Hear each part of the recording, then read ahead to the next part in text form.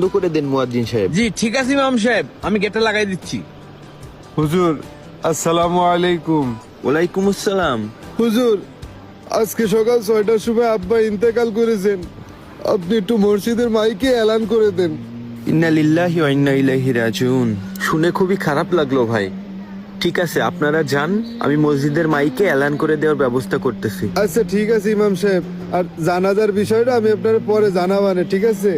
আচ্ছা ঠিক আছে। আপনি একটু মাইকিংটা করে দেন। হ্যাঁ ঠিক আছে।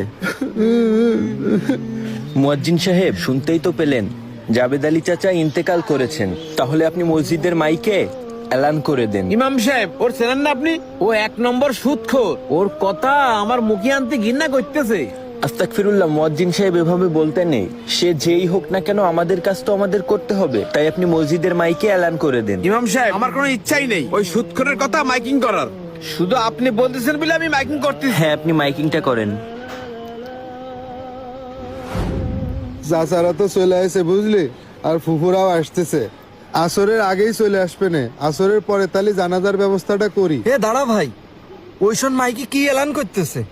একটি শোক সংবাদ, একটি শোক সংবাদ, শোক সংবাদ। ইকরামপুর গ্রামের সুদখোর জাবেদ আলী ইন্তেকাল করিয়াছে। ইন্না লিল্লাহি ওয়া ইন্না ইলাইহি রাজিউন। শোক সংবাদ, শোক সংবাদ, শোক সংবাদ। সুদখোর জাবেদ আলী ইন্তেকাল করিয়াছে। সুদখোর জাবেদ আলী ইন্তেকাল করিয়াছে। মুয়াজ্জিনও কি কইলো? আমাদের আব্বারে সুদখোর কইলো?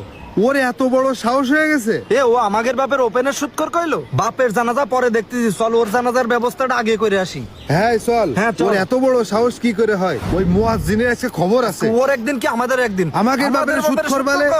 এই মুয়াজ্জিন বাইরে আয়। এ